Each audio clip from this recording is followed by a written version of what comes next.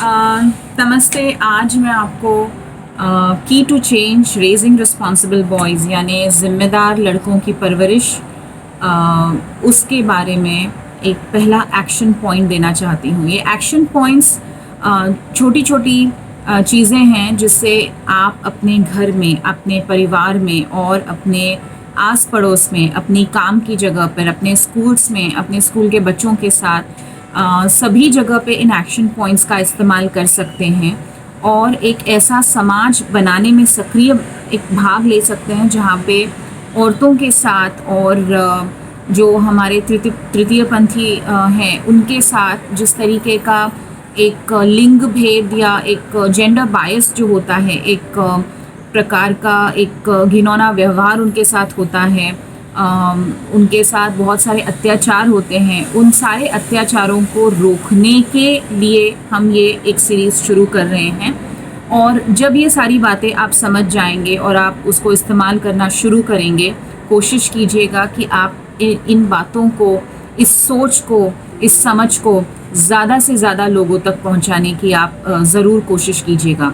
तो सबसे पहला पॉइंट जो हमारा एक्शन पॉइंट है वो है recognise, assess, acknowledge your gender bias. उसका मतलब है कि एक इंसान करके, एक व्यक्ति करके अगर आप देखोगे तो आपके अंदर खुद बहुत सारी ऐसी धारणाएं हैं, आपकी ऐसी बहुत सारी सोच में आपको समझ में आएगा कि आप खुद भी बहुत सारी चीज़ों में लिंग के आधार पर लोगों के साथ भेदभाव करते हो। एकदम से अगर मैं किसी को पूछूंगी कि आप लिंग के आधार पे भेदभाव करते हैं कि नहीं, तो तुरंत आंसर आएगा नहीं नहीं, हम तो ऐसे कुछ नहीं करते, हम अपने बेटे और बेटी में बिल्कुल फ़र्क नहीं करते हैं। तो ये बात ऊपरी तौर पे शायद आपको सच लग रही है, शायद आपको ऐसे लग रहा होगा कि ये सच ही है, लेकिन मैं कहना चाहूँगी कि ये हमारे समाज का जिसको बोलते हैं सबसे बड़ा इल्यूजन है या सबसे बड़ा एक भ्रम है कि हम सारे लिंग जो हैं, जैसे औरतों को, मर्दों को, तृतीय पंथियों को, हम सबको एक समान ट्रीट करते हैं। तो मैं ये कहना चाहूँगी कि इस जो अपनी जो ये एक भ्रम है, इस भ्रम से बाहर निकलने की ज़रूरत है। और भ्रम से बाहर निकलने के लिए सबसे पहले हमें जो करना है कि एक व्यक्ति कर एक मर्द होकर या एक औरत होकर या एक तृतीयपंथी भी अगर हम हैं, तो हमारे अंदर ऐसे कौन से जेंडर बायसेस हैं, इसकी पहचान होना बहुत ज़रूरी है।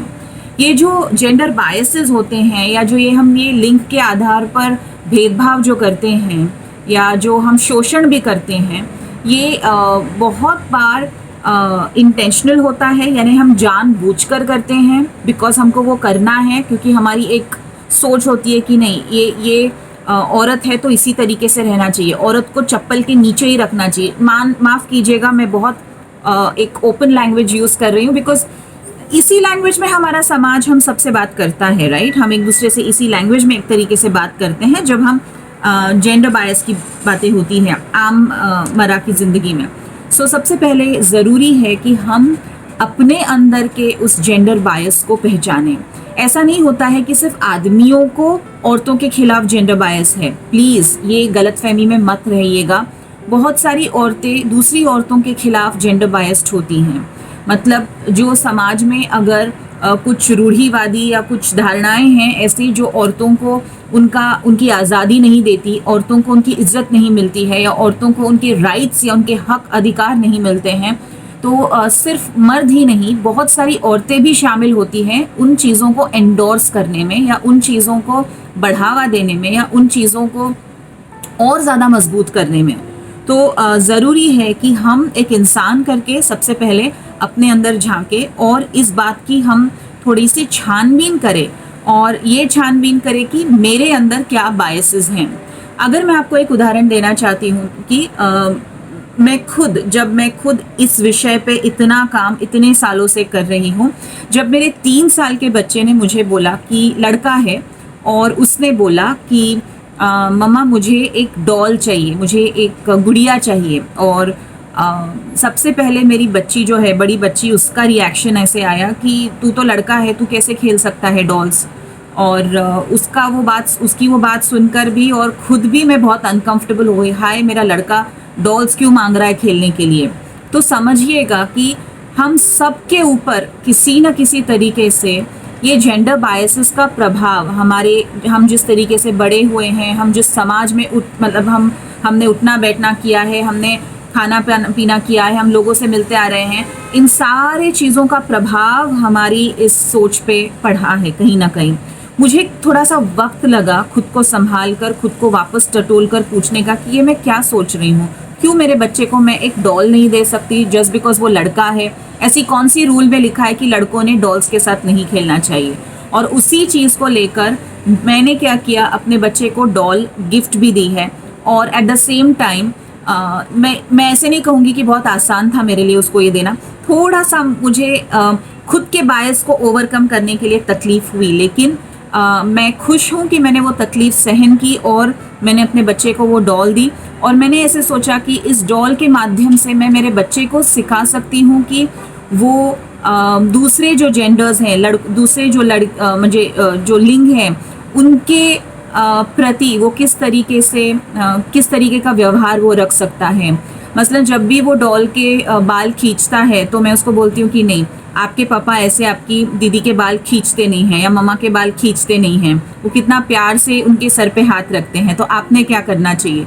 तो ऐसी बहुत छोटी छोटी चीज़ों से मेरे बच्चे को ये सिखाने के प्रयास चालू हैं। तो ऐसे ही पहले माँ बाप करके, एक शिक्षक करके, एक कोवर्कर यानी काम करने की जगह पे अगर अपने कलीग हैं, कर्मचारी हैं, तो हमको ये सोचना चाहिए कि मेरे अंदर ऐसे कौन से बायसेस हैं जिसकी वजह से सामने वाले को तकलीफ हो सकती है या नहीं भी हो सकती है। दूसरी चीज़ है कि जब हमको जेंडर बायस होता है तो उसके बहुत दूर तक परिणाम होते हैं। औरतों पे सबसे ज़्यादा परिणाम या दुष्परिणाम मैं कहूँगी इसका होता है, क्योंकि आप औरतों के पंख को पूरी तरह से तोड़ मरोड़ के रख देते हैं ये जेंडर बायस की वजह से। उनकी शिक्षा का अधिकार, उनकी आज़ादी से जीने का अधिकार, उनकी कि कोई शिक्षा में अगर शिक्षा दी भी जा रही है तो वहाँ पे भी रिस्ट्रिक्शंस आते हैं कि आप सिर्फ टीचर बन सकती हो, आप सिर्फ डॉक्टर बन सकती हो, या आप सिर्फ एक पर्टिकुलर काम कर सकती हो, लेकिन ये जो मर्दों वाले काम हैं वो आप नहीं कर सकती हो। तो इस तरीके से भी उनके ऊपर बहुत ज़्यादा एक अनफेयर बोलिए या एक तरीके का उनके ऊपर एक इनजस्टिस होता है, एक अन्याय होता है। तो जब हमारे बायसेस होते हैं, चाहे वो इंटेंशनल हो चाहे वो अनइंटेंशनल हो, उसके पूरे एक फैमिली पे भी परिणाम होते हैं, पूरे एक कौम पे परिणाम होता है, पूरे समाज पे उसका परिणाम आप देख सकते हो। एक इस सोच की वजह से जितना जेंडर बायस हम होते जाते हैं, हम कहीं ना कहीं एक लिंग को या एक वर्ग को और ज़्यादा स्ट्रेंथन और पावरफुल करते हैं। मतलब हमारे सोसाइटी में तो ऐसे ही है कि आदमी स्ट्रांग होता है, आदमी के हाथ में सब डिसीजंस होते हैं, आदमी से परमिशन लेनी चाहिए, आदमी मतलब हर जगह मर्द, आदमी, पति, बाप, बेटा, भाई, आई मीन इन्हीं लोगों का बोलबाला ज़्यादा होता है। और इस वजह से जो ये यंग लड़के होते हैं, जब वो बड़े होते हैं, उनको ऐसे वो जेंडर बायसेस को अपने आप में जिसको बोलते हैं कि उतार लेते हैं और खुद ये सोचकर बड़े होते जाते हैं कि मैं ताकतवर हूँ तो मुझे निर्णय क्षमता मेरे पास ही रहनी चाहिए पूरे फैमिली की। मैं डिसाइड करूँगा कि कौन क्या करेगा, मैं दायरे डिसाइड करूँगा कि मेरी घर की औरतें, मेरी घर की लड़कियाँ कितना उस दायरा क्या होगा। तो ऐसे बहुत सारी गलत धारणाओं के साथ लड़के जो है उनकी परवरिश भी होती है और वो उसी तरीके से मानते हुए चलते हैं। And at the same time ये बहुत ज़्यादा एक अग्रेशन को भी एक बढ़ावा देने की एक बात हो जाती है। ऑटोमेटिकली आप ऐसे सोचने लगते हो कि लड़का है यार, लड़का है तो थोड़ा मार लेता है तो क्या बड़ी बात हो गई, लड़का है गुस्से वाला है ना, लड़का है करके गुस्से वाला है। तो ऐसी जो हमारी बातें होती हैं ये सब जेंडर बायस का एक भाग है। तो उसमें भाषा आ गई, उसमें आप किस तरीके से आपके लड़के लड़की में या खुद एक दूसरे के प्रति भी आप क्या व्यवहार कर रहे हो, ये सारी चीज़ें उस जेंडर बायस में आती हैं। तो ज़रूरी है कि हम ये पहचानें कि मर्द और औरत में या आपके लिंग की वजह से आप में भेदभाव होना बिल्कुल नहीं चाहिए। इनफैक्ट भेदभाव किसी भी चीज़ को लेकर नहीं होना चाहिए। वो ज़माना गया जब आप औरतों को दबाकर, मुंह दबाकर उनको उनके हक, उनके अधिकार नहीं देते थे और उनको बस चूल्हा चौकी और बच्चों के लिए इस्तेमाल किया जाता था। मुझे लगता है कि हमेशा से औरतें काबिल रही है कि वो खुद का ख्याल रख सके, वो खुद संपूर्ण एक परिवार का ख्याल रख सके और they have a choice for everything in life. So to respect that, ये हमको हमारे लड़कों को अगर सिखाना है तो सबसे पहले माँ बाप करके अपने क्या जेंडर बायसेस हैं उसको हमने पहचानना ज़रूरी है। अभी कोविड के चक्कर में जैसे हम लोग घर का काम करते हैं तो मेरे हस्बैंड मेरी जैसे बोलते हैं ना कि कोई भी उनको जब बर्तन धोते हुए देखता है तो ऐसे बोलता है, इवन मेरी मॉम या कोई भी होते बोलते कि रोहित कितना हेल्प करता है तुमको। तो मुझे ऐसे लगता है कि ये सच नहीं है, सच नहीं है इन द सेंस हेल्प नहीं करता है, हम दोनों अपनी जिम्मेदारियों को बांट के एक घर चलाने की कोशिश कर रहे हैं।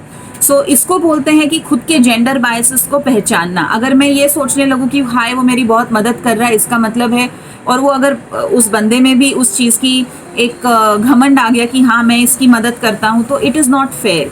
सो जेंडर बायस का मतलब होता है कि हम अपने इन छोटी छोटी जो सोच होती है, ये छोटी छोटी जो चीज़ें होती है रोज़मर्रा की ज़िंदगी में, उसके बारे में हम थोड़ी सी जांच पड़ताल करें, उसको समझें, उसके बारे में थोड़ा सा चिंतन करें, आत्मचिंतन करें और ये सोचे कि दोनों जो हैं, लड़का हो लड़की हो, चाहे वो पति हो चाहे पत्नी हो, चाहे भाई हो बहन हो, एक इंसान पहले हैं वो, और एक इंसान होने के साथ उनका एक अपना खुद का हक है कि वो अपने विचारों को खुली तरह व्यक्त करे, वो अपनी ज़िंदगी को खुली तरीके से जिए।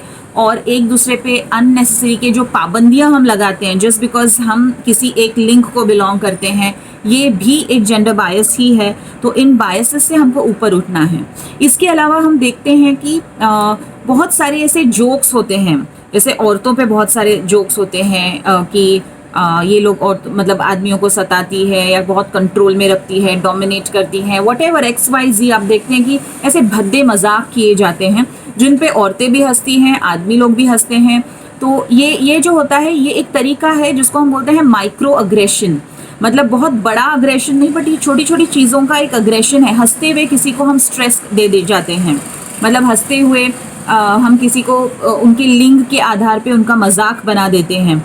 तो इन या तृतीय पंथी को ले लीजिएगा, उनके ऊपर भी बहुत सारी ऐसी जोक्स बनते हैं। या कोई अगर लड़का हो जो थोड़ा सा भी सेंसिटिव होगा या इमोशनल होगा तो उसको इमीडिएटली अलग अलग नामों से हम पुकारते हैं, जो कि नाम मैं लेना पसंद भी नहीं करूँगी। उसको हम बोलते हैं कि तू औरतों जैसा है, तू औरतों जैसे रोता है। तो ये इन्हीं सबको हम जेंडर बायस बोलते हैं और इन्हीं सारी चीज़ों से हमको थोड़ा दूर रहना ज़रूरी है ताकि हमारा समाज ऐसा बने जहाँ पे हमारी बेटियों को, हमारे बहनों को, हमारी माँओं को, हमको एक अनसेफ वाली फीलिंग नहीं आए।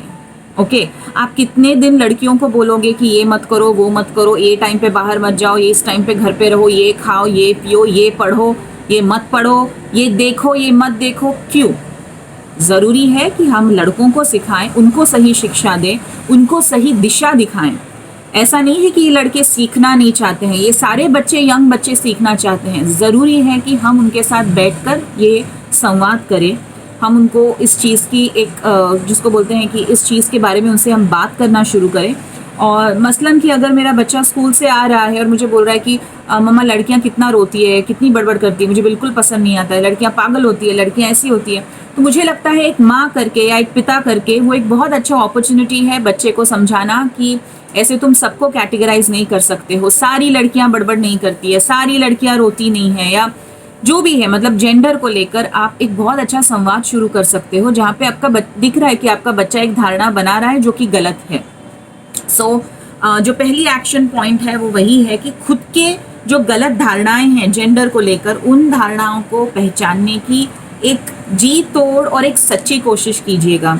दूसरा है कि मीडिया जो है, हमारा जो मीडिया है वो बहुत हद तक इन धारणाओं को और ज़्यादा मतलब जिसको बोलते हैं ना कि तगड़ा करने में ज़्यादा मतलब उसका हाथ है। बिकॉज हमारे एडवर्टिजमेंट्स जो होते हैं, हमारे जो प्रोडक्ट्स होते हैं, बहुत सारी बार मार्केटिंग जो होती है वो भी जेंडर बेस्ड मार्केटिंग हो जाती है। मतलब हम औरतों को जो ऑब्जेक्टिफाई करते हैं, मतलब एक बाइक है तो बाइक के पहले एक बहुत ही एक लड़की को बताते हैं जिसको हम सो कॉल्ड ब्यूटीफुल एंड बहुत ज़्यादा जिसको catches your attention types, and उस लड़की को हम ऑब्जेक्टिफाई कर रहे हैं। और that's how boys start associating with girls. मतलब उनको लगता है कि लड़की यानी एक चीज़ है, वो एक कमोडिटी है जिसका इस्तेमाल किया जा सकता है खुद की मर्ज़ी से, ना कि उसकी मर्ज़ी से। जिस तरीके से मैंने बोला है कि मीडिया का भी जो एक हाथ है उसमें भी पेरेंट्स का ध्यान होना चाहिए। तो वहाँ पे भी बहुत सारे मौके मिलते हैं जहाँ पे आप अपने बच्चों को बता सकते हैं कि this is a gender bias. ऐसे आप मत सोचिएगा कि सारी लड़कियाँ या सारे लड़के या ऐसे, ये सच नहीं है। जैसे कोविड के टाइम पे बहुत सारे लोग मतलब बहुत सारी औरतें जूझ रही हैं कि उनको घर का भी काम करना है, वर्क फ्रॉम होम भी करना है, बच्चों की पढ़ाई भी देखनी है, लेकिन उनकी मदद के लिए कोई भी नहीं है। क्यों? क्योंकि घर का काम, रसोई करना या झाड़ू निकालना या घर के जितने भी काम होते हैं वो सारे औरतों के होते हैं। इस तरीके का एक जो लेबल हमने बना के रखा है, दैट इज़ रॉन्ग। सो ज़रूरी है कि हम जेंडर बायस को ओवरकम करें, और इसके लिए सिंपल है, आप अपनी पहले तो आप खुद के जेंडर बायसेस लिख के निकालिएगा पॉइंट वाइज कि अच्छा यहाँ पे मुझे लगता है मैं जेंडर बायस्ड हूँ, वहाँ पे मुझे लगता है जेंडर बायस्ड हूँ, ये ऐसा है वो वैसा है। तो उस हिसाब से आपका जब लिस्ट निकल जाता है, आप ये पूरी फैमिली भी आपकी एक्टिविटी कर सकती है, आपके बच्चों को भी आप लेके बैठ सकते हैं, आप उनको भी पूछ सकते हो कि आपको क्या लगता है, आपको कैसे लगता है, डैडी जब बर्तन धोते हैं आपको कैसे लगता है। मेरा ये वीडियो जब बात कर रही थी और सुन रही थी मेरी बच्ची, उसी वक्त उतना होने के बाद उसने कहा कि डैडी जब बर्तन धोते हैं तो मुझे बहुत अनकंफर्टेबल लगता है। मम्मा वो आपका काम है, वो क्यों कर रहे हैं? आदमी लोगों ने ये सब काम नहीं करने चाहिए। सो यू कैन इमेजिन, एक प्रोग्रेसिव एजुकेटेड घर में भी बच्चे ऐसे अनइंटेंशनली इस तरीके के मैसेजेस उन तक पहुंच सकते हैं। तो आप रूढ़िवादी घरों का तो मतलब आप सोचिएगा कि किस तरीके से हाल होगा और कितना डिफ़िकल्ट होता होगा।